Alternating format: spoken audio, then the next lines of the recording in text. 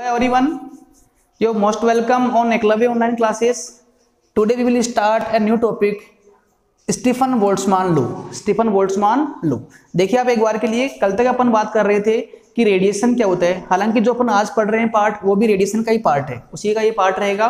But कल अपन ने बात की थी कि एब्जॉर्प्टिव पावर कितना होता है, एमिसिव पावर कितना होता है एंड एमिसिविटी कितना होता है। इससे पहले, इससे लास्ट लेक्चर में अपन ने बात की थी कि रिफ्लेक्टेंस कितना होता है, एब्जॉर्प्टेंस कितना होता है एंड ट्रांसमिटेंस कितना होता है। तो बेसिकली कुल मिला के अपन ने 6 क्वांटिटी पढ़ ली, अपने 6 क्वांटिटी अपन ने पढ़ ली and this all about theoretical.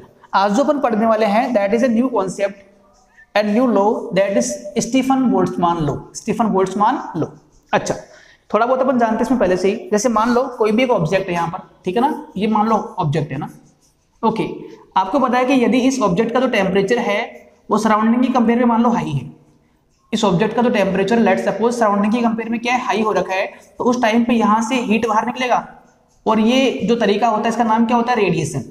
अब मेरा सवाल आज ये है कि किसी भी बॉडी से किसी सर्टेन टाइम में सर्टेन एरिया से कितना आपका हीट बाहर जाएगा, आपको ये निकालना है। इतना अपन पहले से जानते हैं कि हमेशा जो बॉडीज है उनके खुद के टेम्परेचर की वजह से due to its own temperature heat radiate करता है। आज अपन सवाल अपना ये है कि कितना हीट बाहर जाएगा, कितना आपका हीट रेडिएट होगा, वो अपन देख रहे हैं यहाँ पे ना। तो इसको समझने के लिए जो पहले इसका स्टेटमेंट है लॉ का वो अपन देखेंगे, ठीक है ना। तो आप देखो इसके अंदर इट स्टेट दैट, मैं लिखा हूँ आपको ना, it state that heat radiate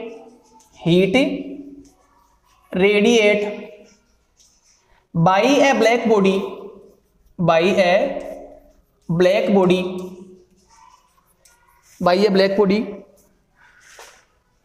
through unit area in unit time is directly proportional to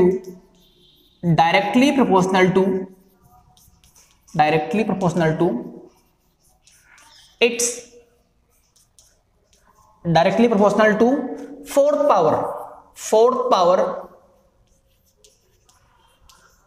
of its temperature। ठीक है, ध्यान दे एक बार के लिए। जो स्टेटमेंट है दिखने में आपको थोड़ा भयंकर लग रहा होगा, बट इतना टफ है नहीं, आसानी है। ये आपको ये बोलना चाह रहा है कि किसी भी बॉडी से, अच्छा पहली बात तो स्टीफन बोल्ट्जमान जो लॉ होता है वो बेसिकली किसके लिए होता है, that is only for black body. किसके लिए होगा, ब्लैक बॉडी के लिए होगा।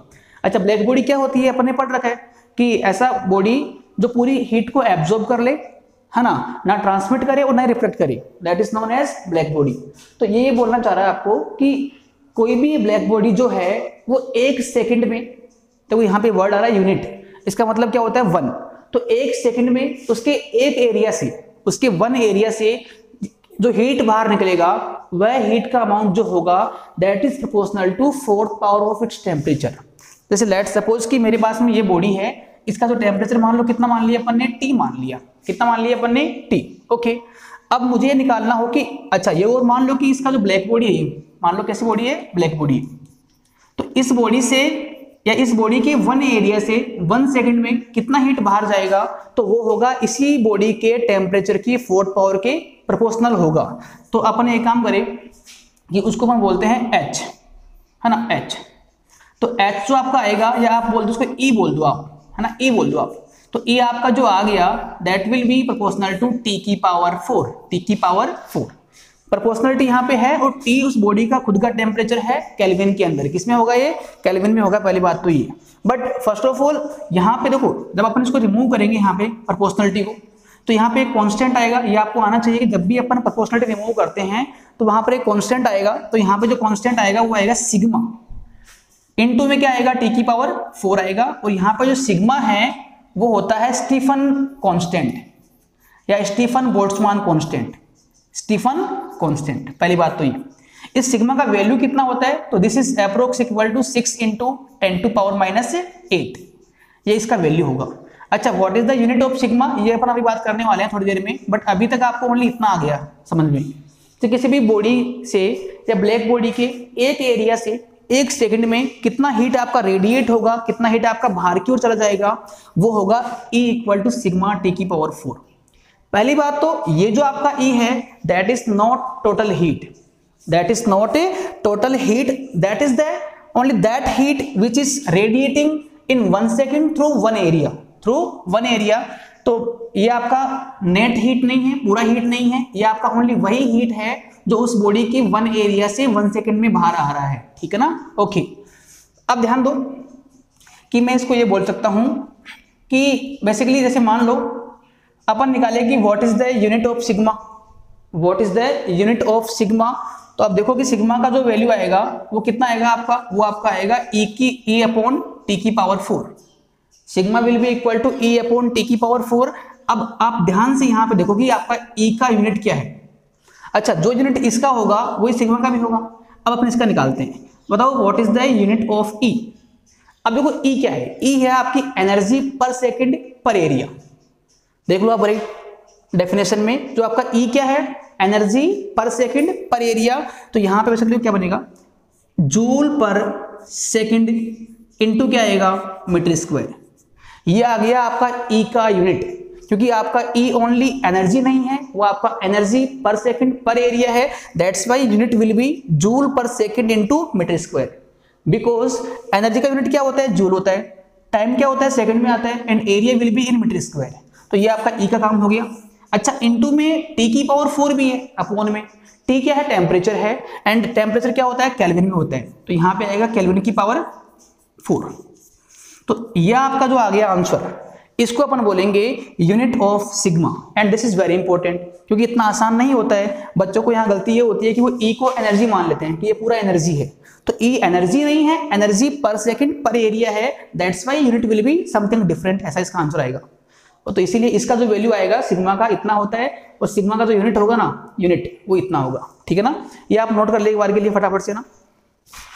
ओके, अब मैं आपसे ये पूछूं, जैसे मान लो कि ये जो अपन ने निकाला है E, वो E आपका है एनर्जी पर सेकंड पर एरिया। अपने माइंड में इसको आप रखें कि लेफ्ट हैंड साइड में क्या है अपने पास में, एनर्जी पर सेकंड पर एरिया। अब यदि आपको ये निकालना पड़े कि एनर्जी पर सेकंड क्या होगा, एनर्जी पर सेकंड, इट मींस कि जो एरिया का टर्म्स जो यहाँ पे आ रहा है ना डिनोमिनेटर के अंदर, उसको आप इधर ले आओ आप। तो बेसिकली यहाँ पे आपको ये निकालना पड़े कि एनर्जी जो पर सेकंड रेडिएट हो रही है वो आपकी आएगी E बाई, है ना, वो आपका आएगा sigma into A into T की पावर 4। क्योंकि यहां पर जो एरिया का टर्म्स आ रहा था पोन में, उसमें है ना, वो उसको मैं इस साइड में ले आया हूं। तो अब यहाँ पे ओनली क्या बचेगा, एनर्जी पर सेकंड, और इसको अपन बोलते हैं H। इसका सिंबल क्या होगा, H, और आपका H कितना आ गया, sigma into A into T की power 4। Here A is body area, here A is a area of a body. ठीक है मेरी बात, कि E जो है वो एनर्जी पर सेकंड पर एरिया है। और यदि आपको ओनली इतना ही चाहिए कि एनर्जी पर सेकंड क्या होगा, तो एनर्जी पर सेकंड बनाने के लिए जो अपोन में एरिया आ रहा है उसको आपको इस साइड लेके आना पड़ेगा। जब मैं उसको इस साइड में लेके आऊंगा तो आपका A यहाँ पे आके मल्टीप्लाई हो जाएगा, तो उसका जो सिंबल रहेगा वो H रहेगा। ये होता है E। ओके, अच्छा, and this all formula are only about black body, are only about black body. अब सवाल आपके ये आएगा कि सर यदि मान लो कि ब्लैक बॉडी नहीं है, मेरे क्वेश्चन में जो बॉडी है वो एक जनरल बॉडी है, ब्लैक बॉडी नहीं है, तो उस केस में ये फॉर्मूले जो होंगे वो कैसे मॉडिफाई हो जाएंगे, या इनको अपन कैसे काम में लेंगे, ठीक है ना। तो आप देखो इसमें ये जो अपन दोनों पढ़े हैं, these are only about black body, मैं यहाँ पे अलग से कर रहा हूँ फॉर जनरल बॉडीज। मतलब कि कोई बॉडी मान लो आप, मतलब लोहे का पीस मान लो आप, कुछ भी आप मान लो, जनरल बॉडीज के लिए क्या होने वाला है, तो लिखो आप यहाँ पे फॉर जनरल बॉडीज। जो E का फॉर्मूला बनेगा वो आपका आएगा एप्टा सिग्मा टी की पावर 4। अब ये एप्टा है, यहाँ पे E नहीं है, पहली बात तो ये एप्टा का सिंबल है। एंड एप्टा क्या होती है, एमिसिविटी ऑफ बॉडी। ये अपन ने लास्ट लेक्चर में पढ़ रखा है, अपने लास्ट लेक्चर के अंदर, कि एप्टा इज सिंबल ऑफ एमिसिविटी। तो यदि आपको किसी और बॉडी की बात करनी है, जनरल बॉडीज की बात करनी है, तो वहां पे इस टर्म को आपको एप्टा से इंटू करना पड़ेगा, और एप्टा उसी बॉडी का एमिसिविटी होगा। अब देख लो भले कि यदि अपन इसको अप्लाई करें ब्लैक बॉडी के लिए, तो फॉर ब्लैक बॉडी एप्टा कितना होता है 1। ये आपको मैंने कल लिखवाया था कि ब्लैक बॉडी के लिए एप्टा का वैल्यू कितना आएगा, आपका 1 आएगा। तो formula will be E equal to sigma T की पावर 4। तो बेसिकली मैं ये बोल सकता हूं कि ये जो फॉर्मूला है that is for every body, black body हो या नहीं हो। अब क्वेश्चन में यदि आपको एप्टा गिवन नहीं है, देखो सारी बातें कर रहा हूं मैं यहाँ पर, कि यदि क्वेश्चन में आपको एप्टा गिवन नहीं है तो उस केस में आप ये मान लेना कि बाय डिफॉल्ट आपको बॉडी कौन सी माननी है, वो ब्लैक बॉडी ही है, क्योंकि ब्लैक बॉडी का जो एप्टा होता है, जो एमिसिविटी होता है वो फिक्स है पहले से ही, वो 1 होता है ना। तो यदि एप्टा गिवन है तो अपन मान लेंगे कि ओवर या पुट कर देंगे, and if eta is not given then by default we will consider that है ब्लैक बॉडी। ओके, ये इसकी बात करें अपन तो H आपका अगेन वही आएगा एप्टा सिग्मा A T की पावर 4, ये आएगा। अच्छा, एक और पॉइंट याद रखो हमेशा कि whenever you are putting values in formula then these all values should be in SI system, means A should be in meter square, T should be in Kelvin because the Kelvin is the SI unit of temperature। तो ये कुछ point है, basic point है, वो आपको याद रखने पड़ेंगे हमेशा ना। ओके, तो इनको आप उतार ले, और आज के बाद में आपको डाउट नहीं आना चाहिए बिल्कुल भी, क्योंकि यदि आप सवाल को आप ध्यान से पढ़ना, सवाल में यदि आपको ये बोल रखा है कि एनर्जी पर सेकंड पर एरिया निकालना है आपको, तो उस केस में आपको ये ई फाइंड करना होता है। और यदि आपको ये निकालना पड़े कि एनर्जी पर सेकंड क्या है, एनर्जी पर सेकंड मतलब कि 1 सेकंड में कितना एनर्जी बाहर जा रहा है ना। देखो इसका मतलब क्या होगा कि 1 सेकंड में कितना एनर्जी बाहर जा रहा है, उसको अपन एच बोलेंगे, वो अपना यहां से आएगा। तो है ना, क्वेश्चन को आप बहुत ध्यान से पढ़ना आप, ठीक है ना। इनको उतार ले आप, यहाँ पे मैं मेंशन कर देता हूँ लास्ट में कि एप्टा इज एमिसिविटी। एमिसिविटी जो अपन ने कल पढ़ ली थी, एमिसिविटी क्या होती है ना, emissive power of general body upon emissive power of black body, that ratio is called emissivity. तो यहाँ पे ई नहीं है, आपको इसे काटना नहीं है, ई अलग चीज है ये, और ये आपका एप्टा है। Is it clear? इसको आप नोट कर ले, इसको मैं आप इरेज करूंगा। चलो थोड़ा आगे मूव करते हैं अपन इसमें। अभी अपन ने बात की कि ई होता है एनर्जी पर सेकंड पर एरिया। अच्छा, इस ई का या जो पूरा इसका लैंग्वेज है क्या होता है, एनर्जी पर सेकंड पर एरिया, मतलब कि बॉडी के 1 एरिया से 1 सेकंड में कितना हीट बाहर जाएगा। इसी का एक शॉर्ट नेम होता है इंटेंसिटी। इसकी का नाम क्या होगा, इंटेंसिटी। ध्यान रखें इस चीज के बारे में आप, क्योंकि कई बार इतना बड़ा लैंग्वेज नहीं बोल के आपको सिंपली इतना बोल देगा कि फाइंड इंटेंसिटी ऑफ बॉडी, तो वहां समझ जाना कि निकालना क्या है आपको, एनर्जी पर सेकंड पर एरिया। ओके, और जो H है, H अभी अपन ने बात की थोड़ी देर पहले, H अपना क्या था, एनर्जी पर सेकंड, और एनर्जी पर सेकंड होती है पावर। क्या होती है, पावर। तो कई बार इसको शॉर्ट टाइम में आते हैं कि मान लो आपको ये बोल दे कि फाइंड पावर ऑफ बॉडी या फाइंड इंटेंसिटी ऑफ बॉडी, तो इंटेंसिटी के टाइम पर आपको ई निकालना पड़ेगा एंड पावर के टाइम पे आपको एच निकालना पड़ेगा। ये भी आप याद कर लेना इस चीज को भी आप। These are short name, these are short name. Okay, अब ध्यान दो, एक क्वेश्चन देखो आप यहाँ पे, इतना आपने कर लिया। देखो इसमें सवाल देखते हैं अपन। सवाल ये है, मान लो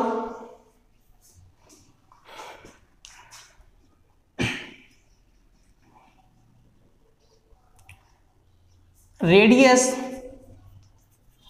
of a sphere A is double of B, double of B, and temperatures are equal, temperatures are equal, then find ratio of इसका फर्स्ट पार्ट आएगा, आपको रेशियो निकालना है उनके इंटेंसिटीज का, ratio of their intensities, and second part में इसके आएगा रेशियो ऑफ देयर पावर्स। ठीक है ना, कि दो मेरे पास में स्फीयर है, 2 गोले हैं मेरे पास में, उन दोनों स्फीयर का जो टेम्परेचर है वो क्या बराबर है, that is given, and the radius of a sphere A is double to B, then you have to find the ratio of intensity and you have to find ratio of powers. First of all, draw diagram and try at your end. एक बार आप video को pause कर लेना और फिर आप इसको खुद ट्राई करना, ठीक हो। अब ध्यान दें एक बार के लिए, पहले मैं इस वाले पार्ट को सोल्व कर रहा हूँ इंटेंसिटी के बारे में। तो मैं एक काम करूँ, डायग्राम बनाऊँ यहाँ पे। डायग्राम मान लो, डायग्राम ये आप मान लो, ये स्फीयर मान लो आपका A है और ये आपका स्फीयर B है, बट बोल रखा है कि स्फीयर B जो है उसका रेडियस कम है। अच्छा देखो यहाँ पे A का रेडियस डबल है B का, A का रेडियस जो है B का डबल है, इट मींस कि A जो है वो उसकी साइज बिगर है A के कंपैरेटिवली, B के कंपैरेटिवली। तो यदि मैं इसको बोलूं कि ये मान लो रेडियस R मान ली अपन ने, तो ये कितनी होगी आपकी 2r होगी। ये बोलना चाह रहा है कि यदि इसका रेडियस r होगा तो ये कितना आपका आएगा 2r आएगा। ये b की कहानी है। इसके अलावा बात करें टेम्परेचर के बारे में, तो जो टेम्परेचर है दोनों का सेम बोल रखा है, T इसका मान लो और T आप इसका मान लो, है ना, जो भी दे रखा है। यदि आपको जो टेम्परेचर है वो इक्वल नहीं बोल रखा, नहीं बोलता और डिफरेंट बोलता तो भी कोई दिक्कत नहीं होती आपको। सारे क्वेश्चन अपन यहाँ पे कर लेंगे आराम से। आपको निकालना है रेशियो ऑफ इंटेंसिटीज, ठीक है ना, मतलब कि आपको निकालना है E1 बाई E2 कितना होगा। पहला पार्ट आपका ये वाला है, E1 बाई E2 कितना होगा, ओके। या EA बाई आपको EB निकालना है। EA क्या है, इंटेंसिटी ऑफ फर्स्ट स्फीयर है, A स्फीयर है, एंड EB क्या है, इंटेंसिटी ऑफ स्फीयर B है, ओके। अच्छा, इंटेंसिटी क्या होती है, आज ही अपन ने बात की थी, सिग्मा इंटू टी की पावर 4। अच्छा भाई, यहाँ पे आप देखो इस क्वेश्चन में जो एमिसिविटी है वो गिवन नहीं है आपको।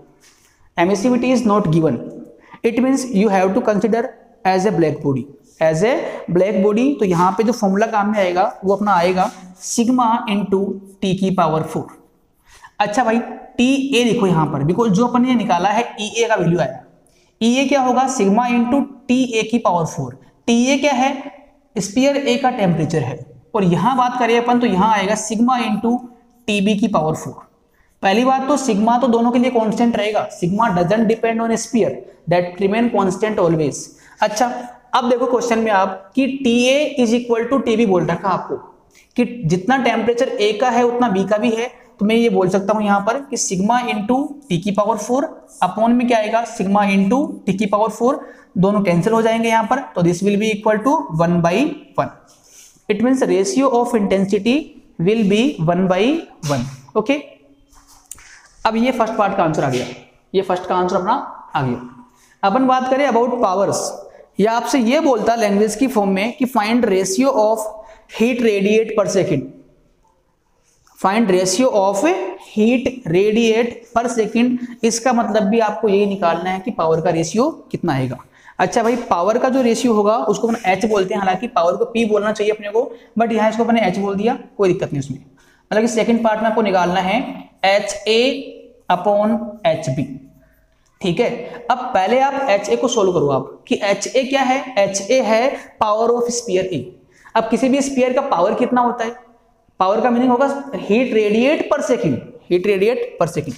तो यहां पर आएगा sigma area of sphere A into T की पावर 4, क्योंकि अपने को मालूम है कि टी दोनों का बराबर ही है, इक्वल ही है, तो मैं इसको टी मान रहा हूं, टी ए को। और यहां पर आएगा sigma area of sphere B और टी की power again 4। T is same for both sphere, that's why मैंने यहां भी टी पुट किया है और मैंने यहां पर भी टी ही पुट किया है, ओके।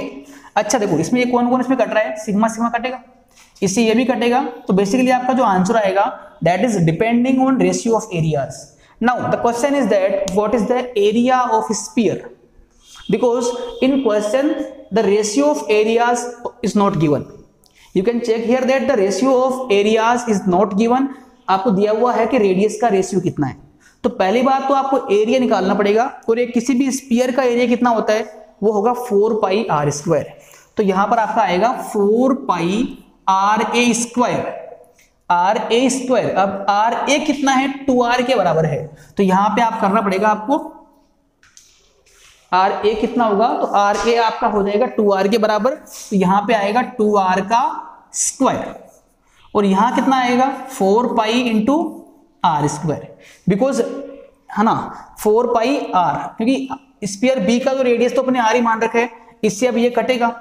अब चेक करो ये कितना आएगा आपका, ये आपका आ जाएगा 4r square upon R square, this will be cancel, so answer will be 4/1, 4/1। तो ये आपका आंसर आ गया पावर का रेशियो, ये अपना क्या आ गया, पावर का रेशियो आ गया, ठीक है। इसको आप नोट कर ले एक बार के लिए, okay. Moving to next question, the next question is that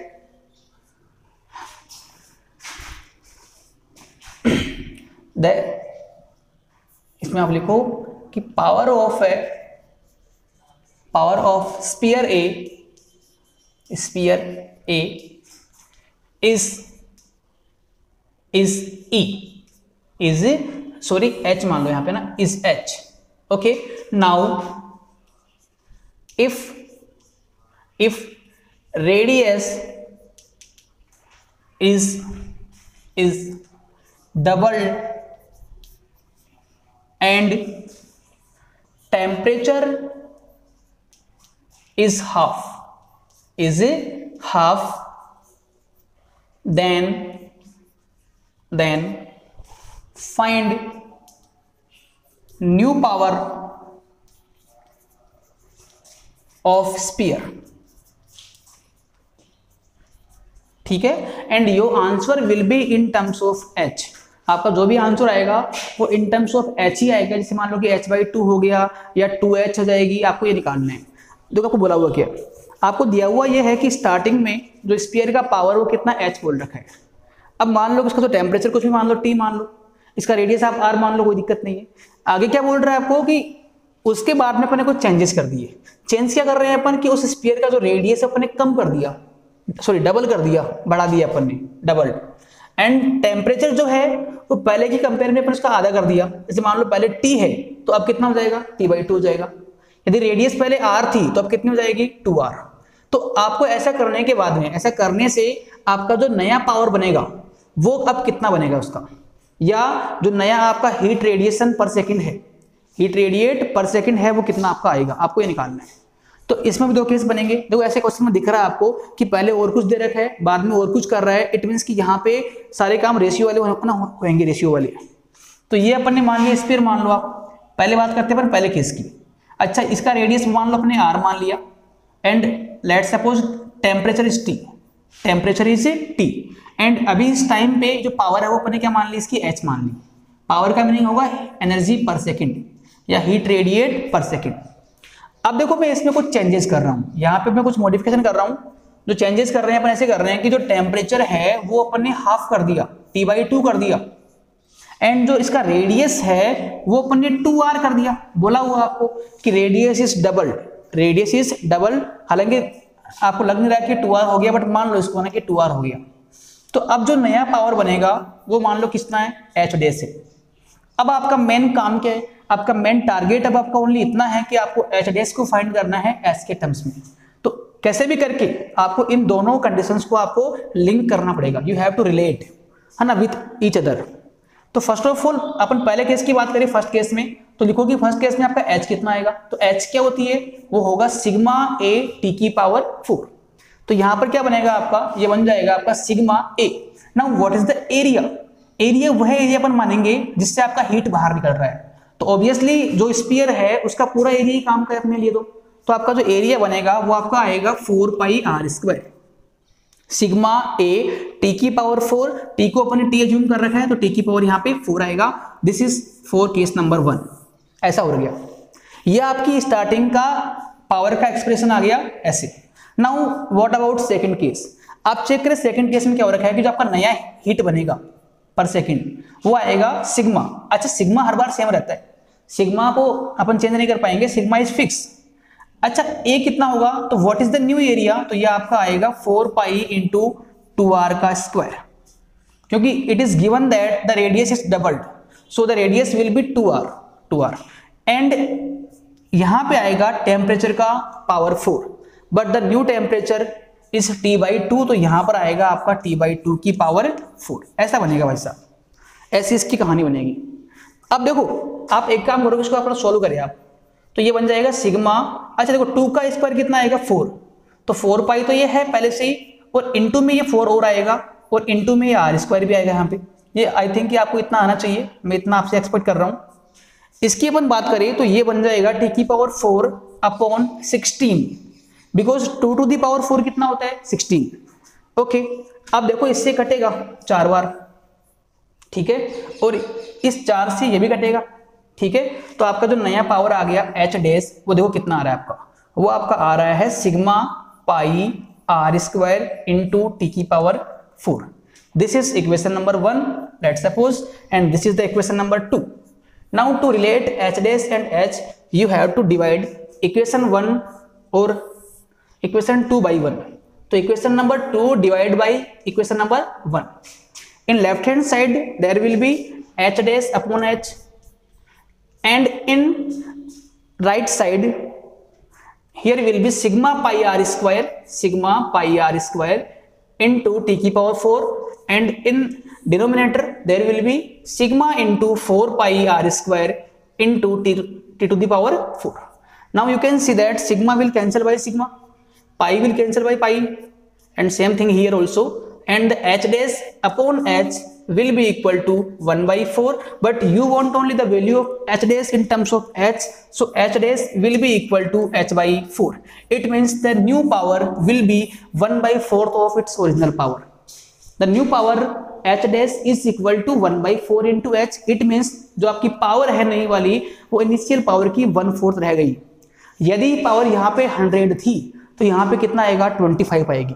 यदि यहाँ पावर 1000 थी तो यहाँ कितनी होगी 250 होगी, ठीक है ना। तो पावर जो है इनका पावर जो है नया पावर जो बनेगा वो पहली पावर की तुलना में ओरिजिनल पावर की तुलना में 1/4 हो जाएगा, ठीक है। तो this is the second numerical regarding to this concept. This is also important part, इसको आप नोट कर ले एक बार के लेना फटाफट से।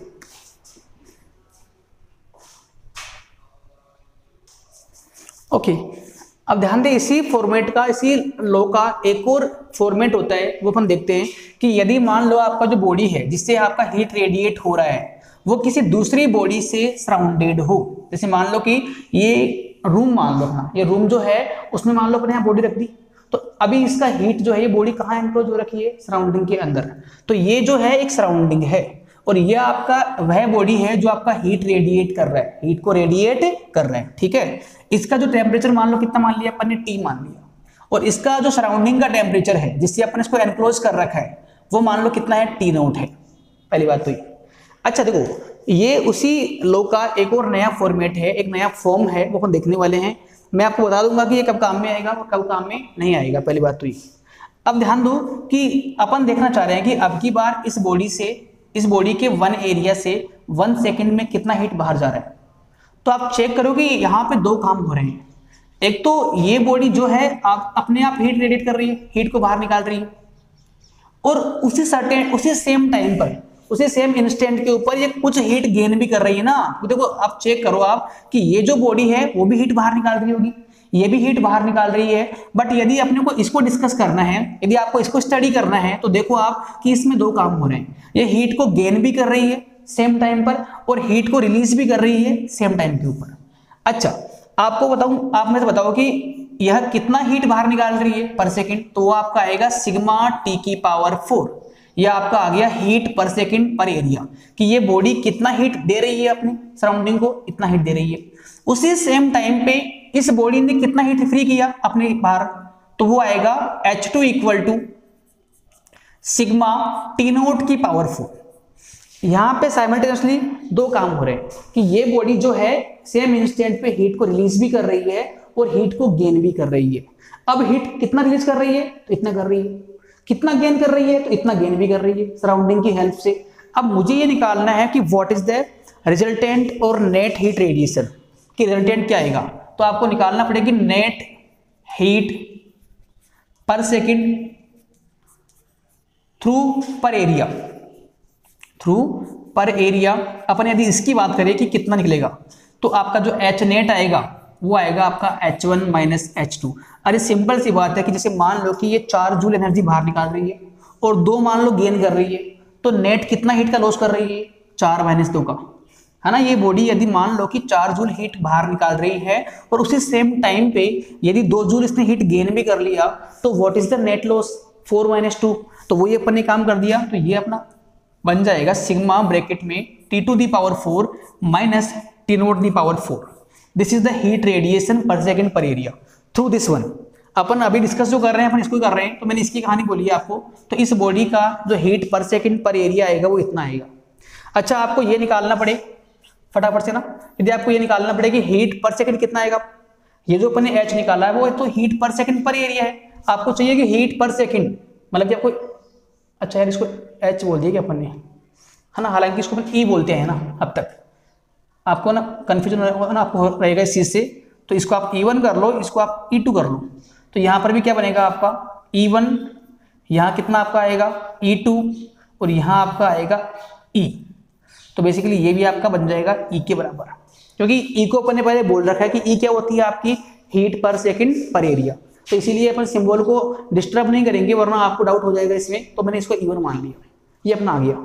नेक्स्ट पार्ट इसी में अपन करना चाहिए कि बॉडी के 1 सेकंड में कितना हीट बाहर जा रहा है, मतलब कि आपको पावर निकालनी है। तो पावर जो आएगा अपना H बोलते हैं उसको अपन, वो कितना आएगा sigma A T⁴ minus T⁴, ऐसा आएगा। अच्छा, जो कहानी आपको मैं लिखवाई है ये और ये वाली, ये किसके लिए है, ब्लैक बॉडी के लिए। ये किसके लिए है, ब्लैक बॉडी के लिए है। यदि अपन बात करें सिंपल बॉडीज के लिए, तो यदि आपको एप्टा गिवन होगा, है ना, फॉर जनरल बॉडीज जो ये फॉर्मूला बनेगा, ठीक है, वो आपका आ जाएगा कि आपका ई तो बनेगा एप्टा। अच्छा, ये ई और ये ई बराबर नहीं है भाई साहब, ये तो एनर्जी पर सेकंड पर एरिया है और ये एप्टा है। इनका जो सिंबल बना रहा हूं मैं वो भी डिफरेंट है। ई में मैंने सिंपल ऐसे किया है, ऐसे, और एप्टा में ऐसे किया है, डिफरेंस इनमें ना। तो ये आएगा एप्टा सिग्मा T⁴ माइनस T⁴। यदि बात करें अपन H के बारे में, तो वो आपका आएगा एप्टा sigma A T⁴ minus T⁴। ये हो गए जनरल बॉडीज के लिए। अच्छा, आपको लग रहा होगा कि जो बाकी अपन काम कर रहे हैं यहाँ पर, ये वाला, ये काम अपन ने पहले भी किया था। अब ये फॉर्मूला कब काम में आएगा और जो अपन ने पहले पढ़ रखा है वो कब काम में आएगा? तो इसका ओनली एक ही आंसर रहेगा, शॉर्ट एंड स्वीट, कि जब भी आपको सराउंडिंग का टेम्परेचर गिवन हो क्वेश्चन में, यदि आपको ऐसा बोल दे कि एक बॉडी रखी हुई है और वो क्लोज बॉडी है, किसी और से क्लोज हो रखी है, और उसका जो टेम्परेचर यदि आपको दे रखा है, तो उस केस में आपको E और H निकालने के लिए ये फॉर्मूले काम में लेने पड़ेंगे। बट यदि क्वेश्चन में सराउंडिंग की कोई बात नहीं करे, है ना, और ना आपको टेम्परेचर दे, उस टाइम पे जो अपन ने पहले पढ़ा इससे वही काम करेगा। दोनों में आपको डाउट नहीं करना है बच्चे, हम बहुत ना कंफ्यूज होते हैं। अच्छा, एप्टा की कहानी क्या होती है कि यदि एप्टा गिवन है तो एप्टा वाला फॉर्मूला काम में ले लेंगे, और नहीं गिवन है तो हम उसको ब्लैक बॉडी मान लेंगे, बिकॉज ब्लैक बॉडी के लिए एप्टा कितना होता है, 1 होता है। पहली बात तो ये। अब एक फॉर्मेट तो ये हो गया इस लो का, एक पहले पढ़ लिया अपन ने। अब पहले वाला कब काम में आएगा? Whenever the surrounding temperature is not given. If surrounding temperature is given then you have to go through this formula. Okay, अच्छा, मैंने ट्राई किया पूरा समझाने का आपको, बिकॉज ये जो पार्ट है दैट इज कंफ्यूजिंग पार्ट, इतना आसान नहीं होता है, फिर भी मैंने कोशिश की है। अब यदि स्टिल आपको डाउट आ रहा है, अभी भी यदि आपको डाउट आ रहा है, तो please mention in comment section. Okay, bye.